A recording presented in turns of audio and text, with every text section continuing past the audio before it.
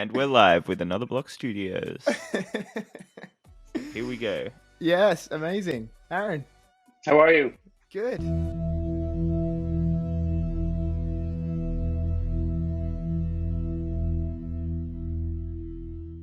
My greatest interest in NFTs in the beginning was the one-to-one relationship between the artist and the fan. Whatever that transaction may be, doesn't need to be monetary, doesn't need to be, could be anything. It could be like, hey, I drew a picture, you can have this NFT, you know, put it, whatever, just so that we have a communication that's sort of, it's bi-directional to some degree. And although I like the idea of the value proposition of dropping people who already have a fan base to do some more stuff there and there's revenue generated and all that, to me, that's a very Web 2 version of Web 3, right? You're taking an existing, it's almost like a merchandising thing, right? It's just another form of merchandise. And here's my way of doing, you know, like if Steve Aoki drops an NFT, the thing does amazingly well, but it's because of Steve Aoki, not because of anything else, right? Yeah.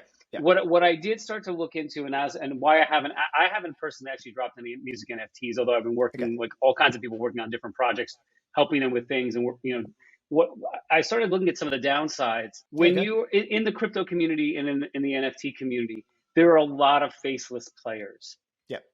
Part of the I think interesting part of being in crypto is that you could have this alternative persona. You can hide behind a wallet address. You could be a group of people behind a wallet. You can be whoever you want on Discord. All of that's cool. You could be 5 years old and have a wallet, you know, like it's really anonymous. And I get it from a computer programmer from that sort of mindset, right?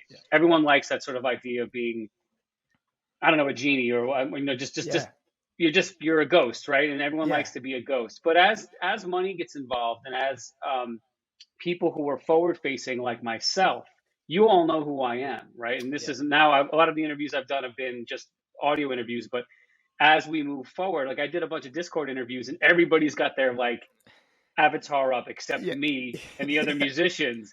And because there's no point for us to do that because you all know who we are. But what a lot of the projects didn't get in the beginning was that because we're forward facing, there's an immediate connection between at least one real entity and the NFT itself. And so that changes the value of the NFT in a lot of different ways because there's less speculation, but it puts ownership on it and from an artist standpoint. So as an artist, it takes forever to build a community. It just takes forever. There's no such thing as an overnight success. That's overnight in the public's, the mainstream's eyes. But you know, you gotta grind as long as it takes to build your first 10 followers, to get your next 1,000 followers, to have people who actually listen to your music. I've been doing this for 25 years. I've done about 10, 20 million streams on Spotify, and I'm still grinding. So anyone who tells you that this is like easy, you know, only A-list artists are at that level where the money is just printing itself.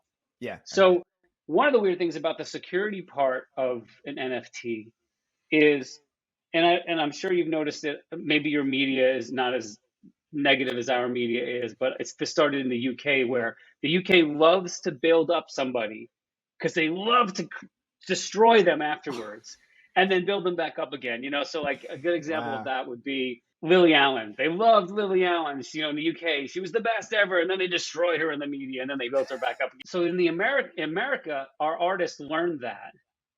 So people like Kanye and the Kardashians and those people, they ride it up and down. They don't care if it's negative or positive. They'll say anything and do anything just to stay in the media.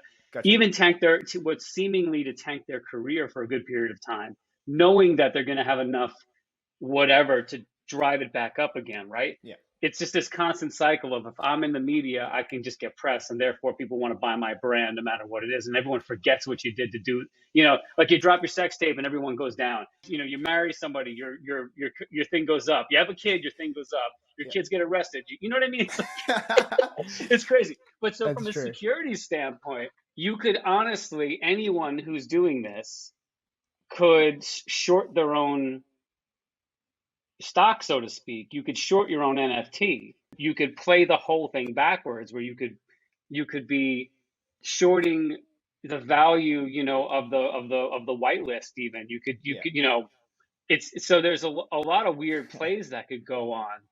That again, I'm not saying I want to be involved in any of that stuff, but like I started looking at it from a security standpoint, and that's where it gets tricky. Because if it's altruistic and we're trying to all do well together, that's good. But if you already have money and you know that you tell everybody it's going to be at this value, and everyone's like, yeah, we're going to get it at this value, and you're selling down here because you know it's going to end up over here. I'm getting my fingers, but like, you know what I mean? Like, yeah.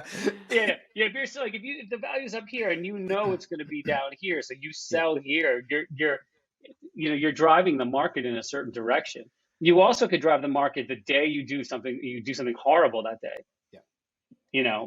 I don't know. It's a weird time, and I love that it's so open and that we don't really know what's going to happen. Yeah. But from an artist standpoint, for me, it's hard for me to like get behind projects 100% because I really need to know what's going on. Because I don't want to kill my fan base. One thing that I saw that you use is a platform called Mixcloud, where you can build communities, get paid directly. It looks like they take care of the music copyright. I saw that there's a few electronic artists on there. I saw Fatboy Slim, for example. Is that something that's an idea that could be improved with Web3? Or is that something that it works so well it couldn't really be outmatched by a new technology coming in? Let's be honest about the music business. The music business does not work. The way that the music business works, and I always have to describe this to people, the way the major label system works is that they're basically banks with a marketing team. Yeah. And they also control distribution and where your music can get placed in terms of radio. They have the money to get it to all these places. It's basically a money printing organization. The scale is tipped way in their favor, way. They do horrible deals with artists where they take most of the ownership of the music. So if you went to go get a mortgage for your house, you'd be looking at 3 to 5% on that mortgage. So if you took a $2 million mortgage, you'd be paying 5% or 4% royalties on that, whatever, for the length of the mortgage. Then you could refinance it if the finances change. The deals for record labels are like 75% to the label. Can you imagine signing a mortgage where you had to make 75? That was it's a horrible deal. Yeah. And they just give you a little advance. But what it allows you to do is get into the system, and then you have this big marketing engine behind you. Yeah. Web3 can change all that because of your direct to fan relationship ability. And more what I'm discovering is that if you create a DAO for a singular item is easy. I don't mean it's easy in general, but like if everyone wants to buy the principal a new car because he was wonderful and he's retiring, if you make a DAO that everybody who graduated from this high school was going to contribute whatever they contribute and buy an NFT to buy, to fund this guy's car, you could be, everybody from multi different townships and all these could all put money into this guy, and somebody with a big checkbook could be like, you know what, I just love the idea of this. I'm going to buy 1 million NFTs, buy this guy a car. It's a really easy, focused way of doing something, crowdsourcing. Yeah. Right. With music, you need multiple people to do different work. You need people to filter what music is being put forward. You need people to market the music. You need people to help sell the music or distribute the music. You need people to put the music in music streaming services. There's a lot of different avenues. You need to help the band go on tour. There's a lot of different stuff that you need to do. Yeah. So a DAO would be a better suited animal, I think, over time for musicians, because you could crowdsource a really interested fan base that you could grow with over time. Mm-hmm. And you would bring in other like-minded musicians and fans and people who want to be involved in the music business and have success in your career on not just I like to listen to that music. Gotcha. Like you could be an amazing graphic designer who works for, I don't know, it doesn't matter who you work for. You make enough money, right? You make plenty of money being a graphic designer, but you really love music, right? So, but you don't want to like be making album covers for, $30 an album cover, because that's not a career for you. But for the 10, 15 bands that you love in this DAO, you're like, you know what?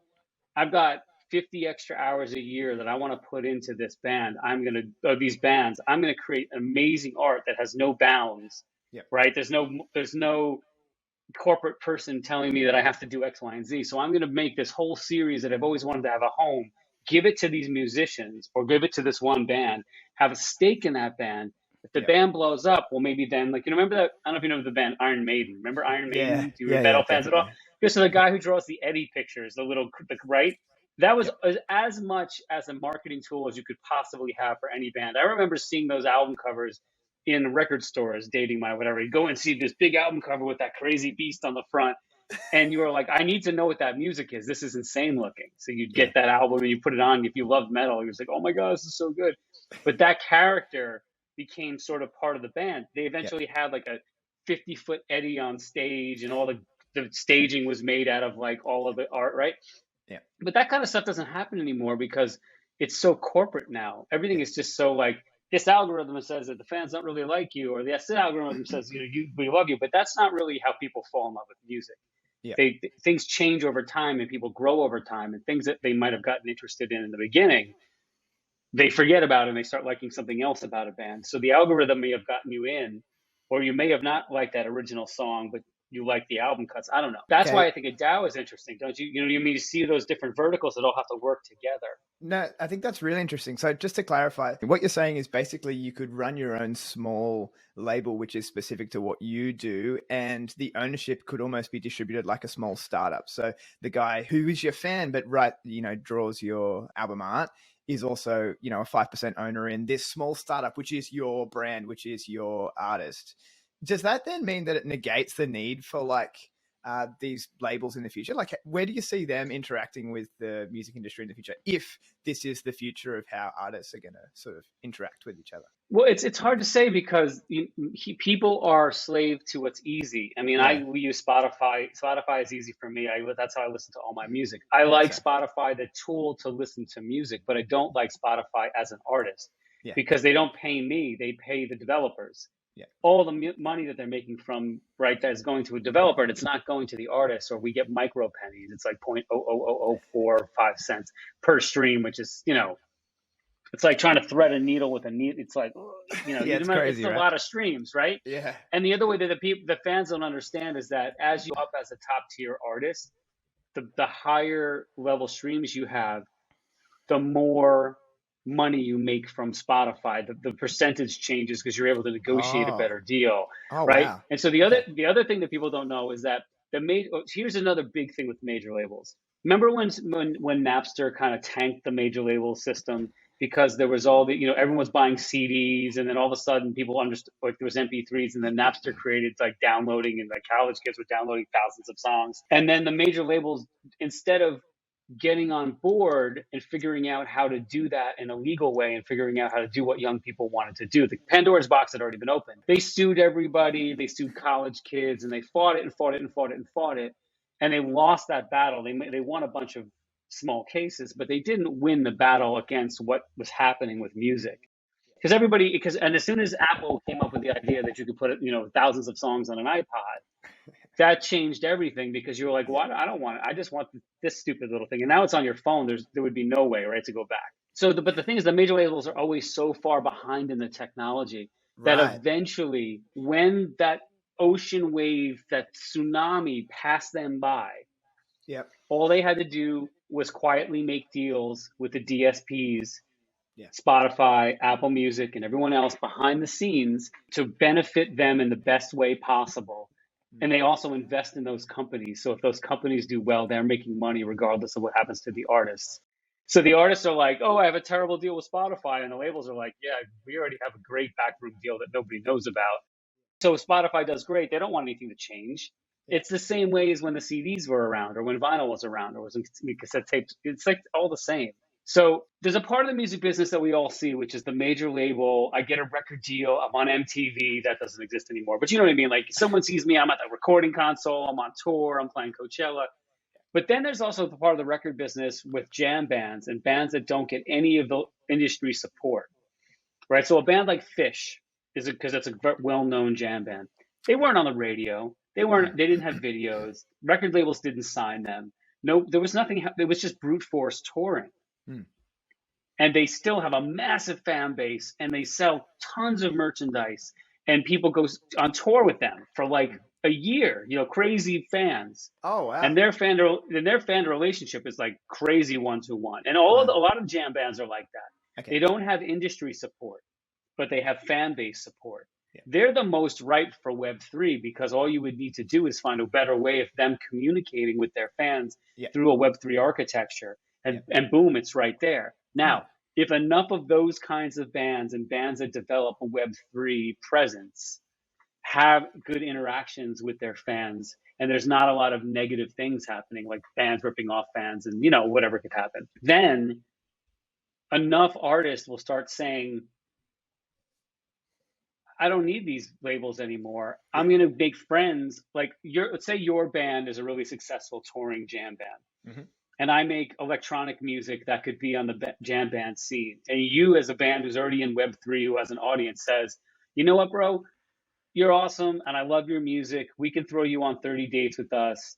We'll bring you on our label. We'll give you access to our community.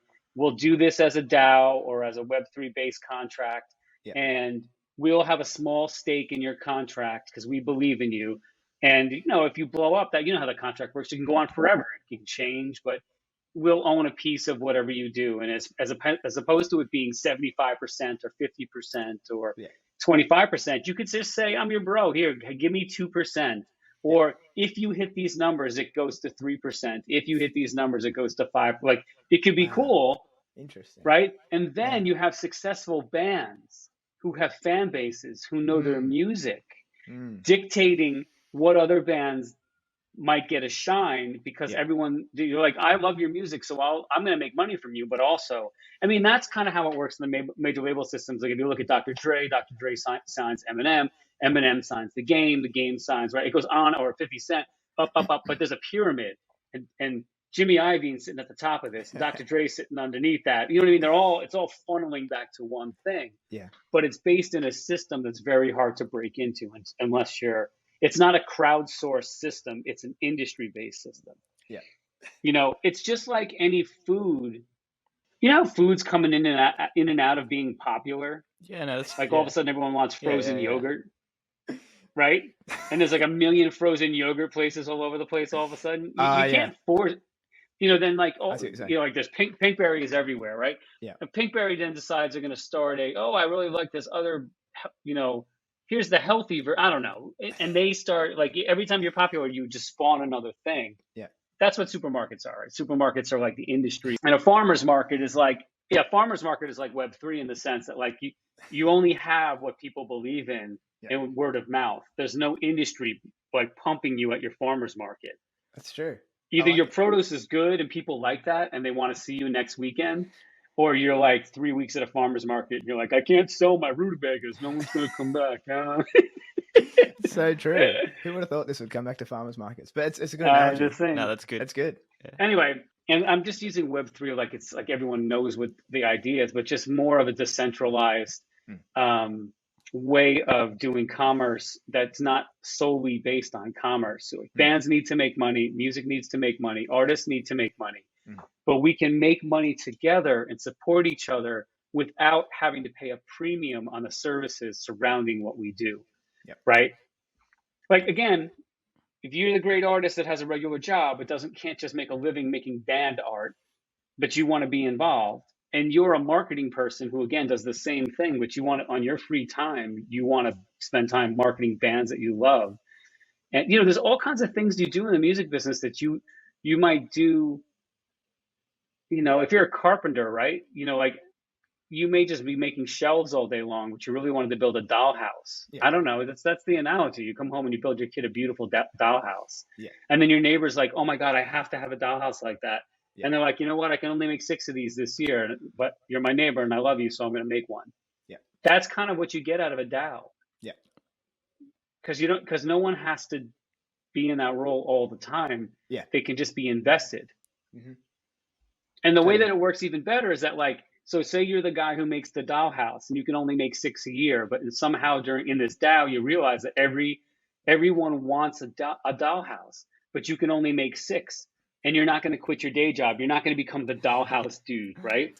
So you reach out to the other carpenters, you know, and you're like, you know what? I can make 6 a year, but we have 52 orders. Like, do you guys want to make some dollhouses? And, you know, you can all be an owner in this company without having to do, you know, I don't know. Like here's a NFT, you own a percentage of this company, make $5 houses, you make $5. Everyone doll houses.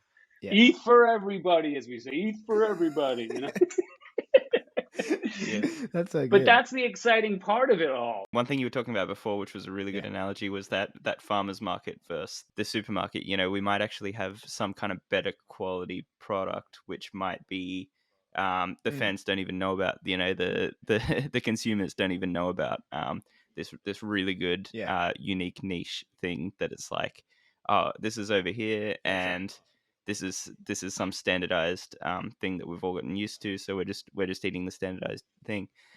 In terms of that concept, I wanted to take that and kind of spin it into the creators that are kind of making the hype and making the TikTok clips and making the content around hooks. So I wanted to talk about, for example, if you take Beeple for the last 2 years in NFTs, if you take Beeple, who did 5,000 days of digital art, he did that really hard work, and it actually paid off. And there's probably thousands and thousands and thousands of creators who have made something really similar and really intricate as well, who haven't gotten that 69 million payout.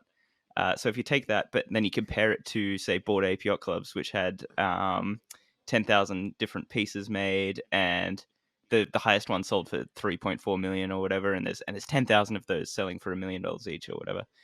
So in terms of those, what do you kind of see as the future of hype projects versus having actual like underlying substance, for example, in especially in the music industry? All right. Well, even touching on those guys there, I think people just got insanely lucky at the right place at the right time, timing, doing something that there was no end goal that was going to become an NFT, right? That he was just doing an exercise in digital art. A lot of it was crap. I mean, like it was just digital art. Like you make 5,000 pieces, some of it's going to be terrible, right? Yeah. But, you know, everyone told him he was dumb and he's just doing this thing. And there are some people who rinse and repeat without fail, regardless of the end goal. You know what I mean? They just do, they create. Yeah. Music has a very big tie into that, in the sense of you have to do a tremendous amount of work that you never get paid for. I mean, if I can list the skills that I have to be a musician and be successful, as like, you know, besides being a record producer, which means I have to know how to use everything in the studio. I'm a songwriter. I'm a lyricist. I write top line, which is the melody on songs. I remix music. I'm super proficient in any studio. I know all the digital technology. I know Photoshop. I know Illustrator. I know how to code HTML. I know how to code in general. Like it goes on, and I have a non-official degree in psychology to deal with artists. You know what I mean? It goes on and on and on and on, and no one ever pays me for that. I just have to want to make music and then find a way to sell my music. Yeah. So the creator makes their stuff regardless, and hopefully they have a focus to get it somewhere. Projects like Bored Ape Yacht Club or Azuki, those are cool art projects that they were based on a monetary idea, but they're quality projects that you can really point to and say, from a graphic standpoint, like that brings value to, I think, to the consumer. Yeah. Whether that's worth $1 million or $10 or $5, whatever, that's really for the market to decide. Yeah. I don't think they pumped the market to feel anyway. I think the marketing around it was good. And, you know, the Bored Ape thing kind of hits the right vibe for where we're at as a society. Like people are like, life is kind of like Bored Apes, cool, but is it really that cool? Meh. You know, you're like, where's this flying cars at this point? We're you know, you're like, there's all this, we're having trouble feeding people. We're still, you know, like there are cool projects and some projects that make no sense whatsoever, like meme projects. Everyone just kind of wants to get rich off of something really dumb. Yeah. It's always something I wanted to do, is write a really, really stupid song that makes a ton of money. Yeah. Because it's insane. It's hard to sit down and write something that's just daft, and you're like, I'm going to put time behind that and then see if I can make money from it. Because it's dumb. So like, why are you going to spend time on it? But here's the funny thing that I'm seeing now, just coming back from NFT NYC and seeing some cool projects. Most projects aren't making their mint price anymore because, you know, crypto has dived into whatever. And so there's all of these projects that kind of came together to make money because they saw that was the next mode of crypto, like kind of being into a meme coin, even if the art was cool.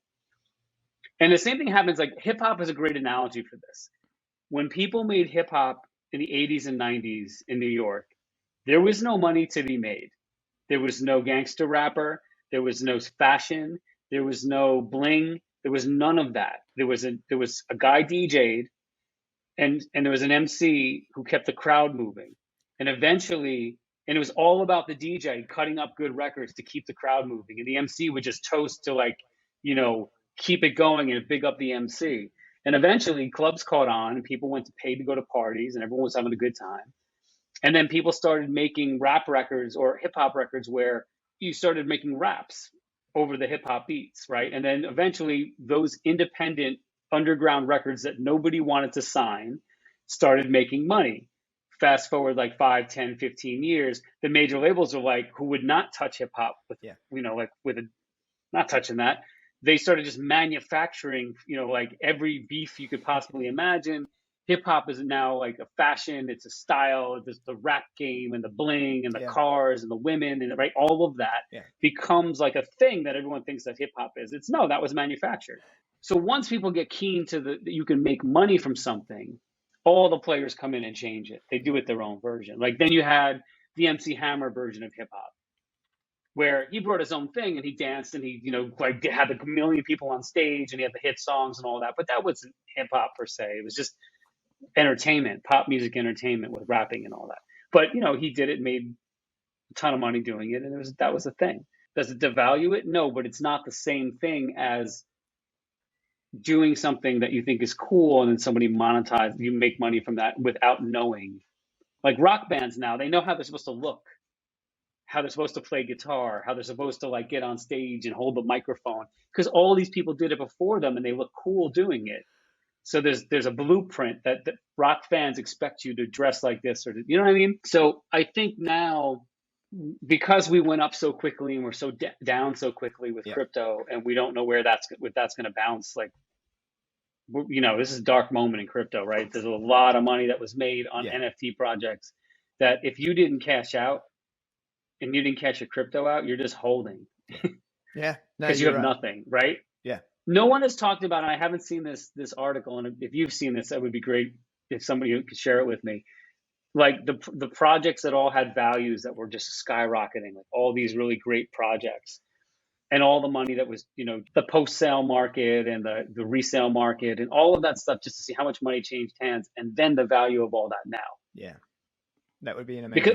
Because you made something about celebrity, and this made me think about this. So you saw a lot of celebrity jumping on the NFT bandwagon. Some celebrities were really interested in NFTs. Some celebrities were interested in technology, but a lot of them just need to be talking about something. They need to be part of the next wave of whatever it is that you talk about. And the publicists make you get involved in NFTs to some degree, because they're like, I can get a million stories about you talking about NFTs if you just buy a couple NFTs. So you're spending $30,000 a month on publicity. Just go buy a Bored Ape for $70,000, because you're already going to spend that in 2 months anyway. Then we can put you in there. You can be an NFT expert and you can be in every magazine, and we can talk about you for the next 6 months. And now everybody's quiet. Well, they're quiet, A, because it's not really great to be talking about NFTs. B, they probably all lost a little bit of money. So that unless you're really in it for the long run, if you just look at the crypto bump, it was like nothing, went up. Oh, nothing, went up. And now we're back to nothing. That's right. So we're 2 bumps into this. What happens on the third one? How far does it go up? If it goes up again, like, you could be looking at your next Google. Like that's how much money could be generated. And maybe that's what, like when you start an engine, turn it over when it's cold. The first time it's like, and then that third one's like, and then the engine's on. Maybe that's what happens. I don't know. Or maybe the whole thing just never starts. You have to call a mechanic. Bro, that's so true. It can go either way, can't it? That's so interesting. And I agree with what you're saying in regards to, you can sort of see the people who are in it for the long haul in the quiet times, like now. Like I follow a particular newsletter called the Milk Road, which is a shout out because they're awesome, and no affiliation, but they publish their portfolio every morning, and it's almost down every morning. They've lost hundreds of thousands of dollars, but they don't care. And so I agree. It's interesting to see people's responses. I just want to get your take on live events. And so let me just frame this. So I think it could go two ways. The first way is, so let's think about like metaverse concerts, right? We've seen a little bit of that, particularly during the hype moments. And so is there a world where people become so accustomed to being at home that actually takes off and it takes a large market share of what the live music industry is? Or are people's lives going to become so isolated with work becoming remote and some social interactions becoming remote that those moments of live events are actually so special that they actually almost increase in value in people's minds? Like, what's your take on that kind of stuff? It's funny because I'm a super social person, but I appreciate the person who has social anxiety and who gets a real personality by living in Second Life, so to speak. You know, people like my son is 10. He loves playing Minecraft. He has his people that he plays with. He has friends in Australia that he's playing with, friends in China, like they have meetup times. But he's also super social. He plays basketball, does all that kind of, you know what I mean? So he enjoys his online time, but he's not living a VR life. And there are people who will always need some sort of VR life because their social anxieties, I think, are low. But I think as bandwidth increases, and this is something that really, Apple showed this to all of us. Remember when Apple created the Newton? And the Newton was like this thing that you could draw with a pen. It was like an early predecessor to it didn't go anywhere. Okay, so it was an early predecessor to the iPhone. It was way ahead of the time. We had no bandwidth at the time. It was like like gray. What's that grayscale, like old computer color, like whatever. And you had to type out with a pen your messages. It wasn't texting. It was just way ahead of the time. But the vision was there. But bandwidth wasn't there to make it really interesting for the masses. And now if people focus on infrastructure and we build, we go up to the gigabit, multi-gigabit pipeline in both directions for people, where we can build immersive spaces that can also include maybe feeling and touching and some other stuff, and it can be really reactionary. I think that's when you have a nice intersection between real life and online life, where maybe you have an online community where you can spend enough real time with them where you feel like it's an actual immersive experience for you, and not just a first person shooter or some sort of game where the graphics are amazing, but you're doing an aspect. One of the first things that got me interested in the Web3 world was immersive communities and doing DJ sets and doing music live. And we were actually doing theme songs for companies that do stuff and wanting to sell sort of like, one of the concepts that we had was, how when you go and you buy sounds, like you buy an armor and you buy your mask and you buy your new sword and all that other stuff. Well, it's all still in the Web 1.0 world concept that like everything has to sound the way you think it's supposed to sound. Like a laser gun sounds like a laser gun, and your sword sounds like a sword.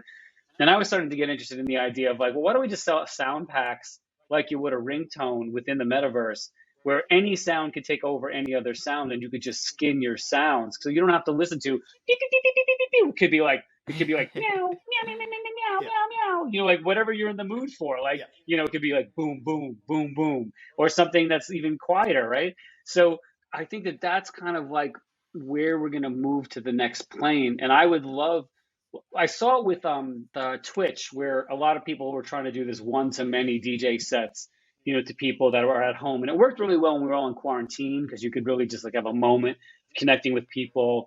And then they were doing it over Zoom with like 1,000 windows open, and you could see everyone dancing and doing all that. That was great.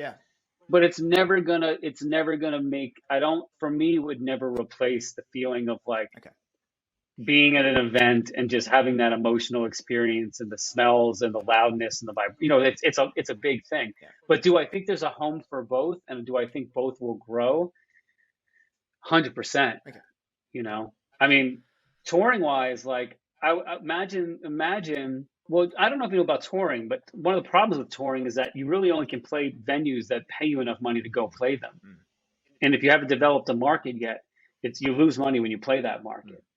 That being said, if you go into even bigger bands, you become a top tier artist, those artists often can't play smaller areas because the venues aren't big enough for them to afford to bring their crews. So you live in a small town and you miss out unless you drive 4 hours to your city to go see Drake play or whatever. But now what you could do is you could have an NFT or a Web3 based thing where you could buy your tickets and you could get that plus a couple of live intimate, events that would be streamed on a certain date, especially if you couldn't make an event. Like, COVID is a great example. Imagine you buy your $200 ticket to go see Madonna, like doing whatever her vital, like her last tour. You're like, I gotta go.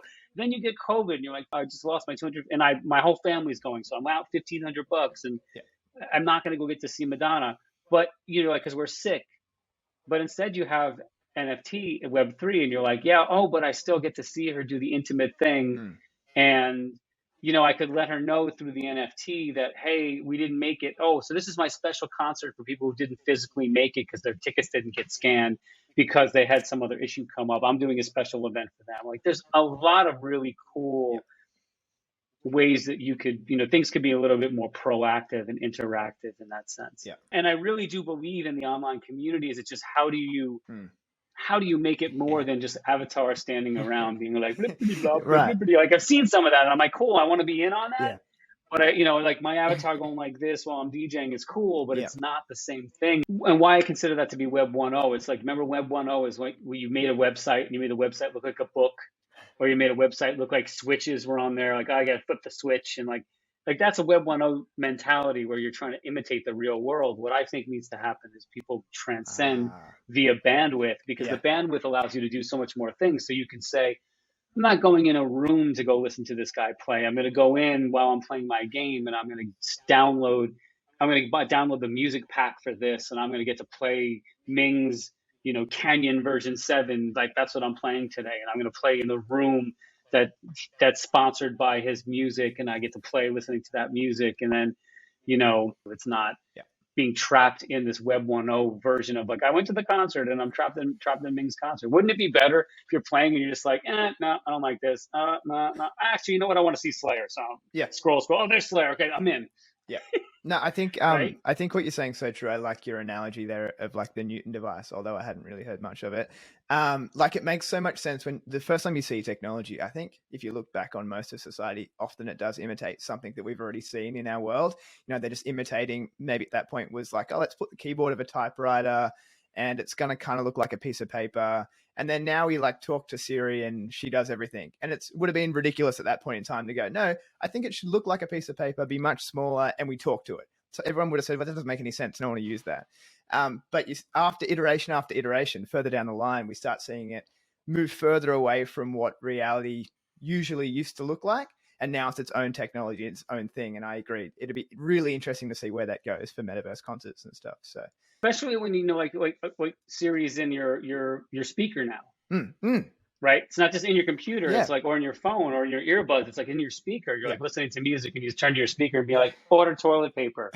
And your speaker orders toilet paper for you, right? It's ridiculous. Like, that's sort of the way. It's hard to imagine where we're going to be in 6 months or a year, but I do think it's based on bandwidth and speed to market. I do think that's what it is. And once people have enough bandwidth to do some of these ideas, think about a room.